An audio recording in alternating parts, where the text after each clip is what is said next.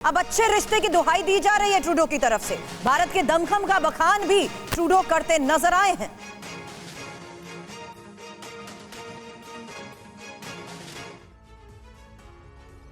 और चलिए आइए अब देखते हैं कि ट्रूडो ने कैसे निज्जर मामले में अब यू टर्न लेने का नाटक किया है। इसको हम समझाते हैं। जो ट्रूडो के बयान थे उसके माध्यम से आप देखिए ट्रूडो का ये यू टर्न दिख रहा है। भारत के साथ अपने घनिष्ठ संबंधों को लेकर प्रतिबद्ध हैं। अब ये ट्रूडो कह रहे हैं भारत के बढ़ते महत्व को देखते हुए हम रिश्ते पर गंभीर हैं। हालांकि हमारी कोशिश भारत के साथ रचनात्मक सहयोग की भी है और भारत दुनिया में एक बढ़ती हुई आर्थिक ताकत भी है। भारत एक महत्वपूर्ण भू राजनीतिक ताकत है जिसका जिक्र हमारे साथ यहां एक्सपर्ट्स कर रहे हैं। रवि, भारत के साथ घनिष्ठ संबंध पर हम बहुत गंभीर हैं। ये सारे बयान ट्रूडो के हैं और जो बता रहे हैं कि उनको लग तो गया है कि उन्होंने गलती की है, लेकिन अब उसको सुधारने की कोशिश इन बयानों के माध्यम से, तो वो हम आपको बता रहे हैं। और देखिए ट्रूडो की जो शातिर चाल है इसको हम जरा आपको इस ग्राफिक के जरिए दिखा रहे हैं और इसमें हमने थोड़ा सा उसमें कलर करने की कोशिश की है रेड एंड ब्लैक के माध्यम से। तो देखिए ट्रूडो की जो चाल है वो आपको नजर आएगी। इन शब्दों पर अगर आप ध्यान दें, विश्वसनीय आरोपों के बावजूद कि भारत सरकार पिछले जून में ब्रिटिश कोलंबिया में सिख नेता हरदीप सिंह निज्जर की हत्या में शामिल था, कनाडा अभी भी भारत के साथ घनिष्ठ संबंध बनाने के लिए प्रतिबद्ध है। ये जो रेड में हमने वर्ड्स दिखाए हैं आपको, दरअसल ये वो शब्द हैं जिसका प्रयोग ट्रूडो ने पहले किया भारत पे आरोप लगाने के लिए। जैसे अविश्वसनीय आरोप उनके साफ विश्वसनीय आरोप वो कह रहे हैं। भारत सरकार का उन्होंने जिक्र किया, हत्या में शामिल होने का आरोप लगाया। और यू टर्न वाला सुर भी ये ब्लैक में हम दिखा रहे हैं कि क्या मजबूरी है उनकी। ये मैं बता भी देती हूं क्योंकि ऐसा नहीं है कि जस्टिन ट्रूडो का पूरी तरीके से हृदय परिवर्तन हो गया है। मजबूरी में यू टर्न तो ले लिया, लेकिन जो शब्दों के पेच से अपनी बात उन्होंने जो कही उसमें कैसे वो फंस गए, फिर भी सही ठहराने की ये कोशिश कर रहे हैं। ये राजनीतिक मजबूरी है और ये आरोपों पर कायम है, इसीलिए यहां लाल रंग में आपको ये दो शब्द हाईलाइट करते हुए नजर आ रहे हैं। और निनाद, मैं चाहूंगी रीड बिटवीन द लाइंस, इसलिए क्योंकि विश्वसनीय आरोपों के तहत भारत सरकार का जो जिक्र करते हुए कहा, विश्वसनीय आरोपों के बावजूद कि भारत सरकार पिछले जून में ब्रिटिश कोलंबिया में सिख नेता हरदीप सिंह निज्जर की हत्या में शामिल था। इसीलिए ये लाल वर्ड कोट किए गए हैं। राजनीतिक मजबूरी के तहत शब्दों का जो इस्तेमाल किया, वही देश की मजबूरी और रिश्तों की दुहाई का नतीजा देखिए।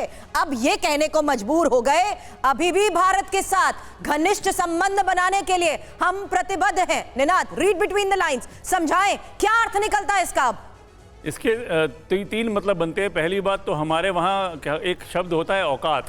कनाडा को अपनी औकात याद आ रही है। देखिए आज की तारीख में आप वर्ल्ड की सबसे बड़ी फास्टेस्ट ग्रोइंग इकोनॉमी और 1.3 बिलियन वाली पॉपुलेशन के साथ बियॉन्ड ए पॉइंट नहीं लड़ सकते। आप यहाँ वहाँ कुछ कर सकते हैं, पर अगर आपको भारत को कनाडा को साथ चलना है तो उनको भारत के साथ चलना ही होगा। तो मेरे को लगता है कि अब उनको समझ ये आ रहा है कि डैमेज कंट्रोल करने की कोशिश की जाए। मेरे को लगता है वो डैमेज कंट्रोल वाली ट्रेन निकल चुकी है। भारत के लिए उन्होंने बहुत बड़ा खतरा शुरू किया है। डैमेज कंट्रोल होगा कैसे राजेश सर, ये डैमेज कंट्रोल होगा कैसे? जरा यहाँ देख लीजिए ना। माना एक पुरानी बैकग्राउंड है, वर्षों पुराने मनमुटाव रहे हैं, अलग अलग देशों के ऐसे में रहे हैं, लेकिन कनाडा ने आतंकियों और आतंकी वारदातों में शामिल लोगों का साथ दिया है, उन्हें स्पेस दी है। अमेरिका कनाडा को अलग नजरिए से देखता है, यह बात भी साफ तौर पर कह दी गई भारत की तरफ से।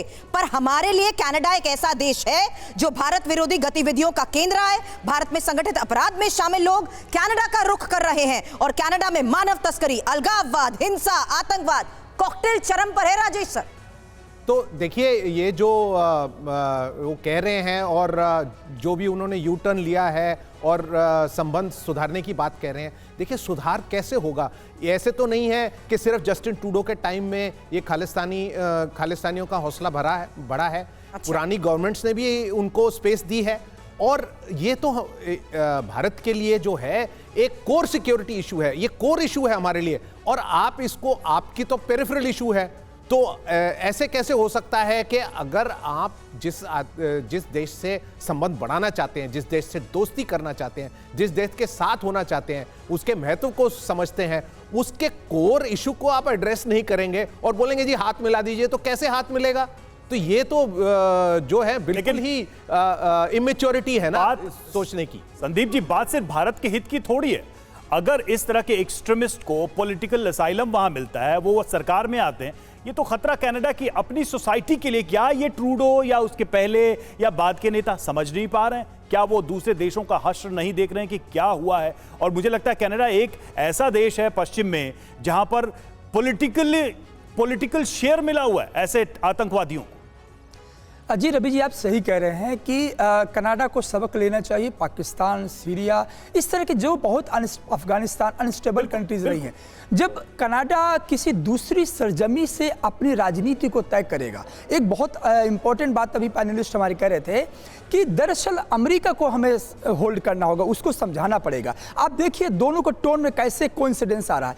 जब विदेश मंत्री वाशिंगटन डीसी में बैठ करके विदेश मंत्री वहाँ के बात करते हैं और वो बात करते हैं कि देखो ये जो कनाडा का इशू ये हमें सामने नहीं आएगा, तो ये टोन जो अमेरिका की है बहुत सॉफ्ट टोन थी कल की मीटिंग में। इसके पहले अमेरिका ये कह रहा था कि भारत को बहुत सक्रियता से इस पूरे एलिगेशंस को जो लगे हैं उस पर सफाई देनी चाहिए और सहयोग करनी चाहिए इन्वेस्टिगेशंस में। और कल ही कह रहा है कि नहीं हमारा तो बायलैटरल इशू है और इसमें हमारा बहुत ज्यादा लेना देना नहीं है। तो अब उसके बाद ही जस्टिन ट्रूडो का स्टेटमेंट बदलता है कि भारत एक उभरती ताकत है और भारत से हम मिलकर रहना चाहते हैं। तो दरअसल आपको कॉकटेल को समझना पड़ेगा कि कॉकटेल क्या। ये कॉकटेल ये है कि हिंदुस्तान जो है विश्व की ताकत के रूप में उभर चुका है, उभर नहीं रहा है, उभर चुका है, ग्लोबल साउथ की आवाज बन चुका है। जब आप देखिए कि G20 के बाद से सब क्यों हो रहा है, वैश्विक स्तर पे भारत ने जो पहचान बनाई है, दरअसल सुपर पावर अमेरिका जैसे कंट्री को भी वो पच नहीं रहा है। और यही कारण है कि कहीं ना कहीं भारत की राजनीति को इंस्टेबल करने के लिए वो उस तरह से विदेशी सरजमी से इस तरह की हरकतें हो रही हैं। ठीक है, और ये बात तो तय है कि आने वाले समय में वैश्विक जो समीकरण है वो बदलेंगे और उसमें भारत की भूमिका बड़ी होगी। ये सारे देश देख भी रहे हैं।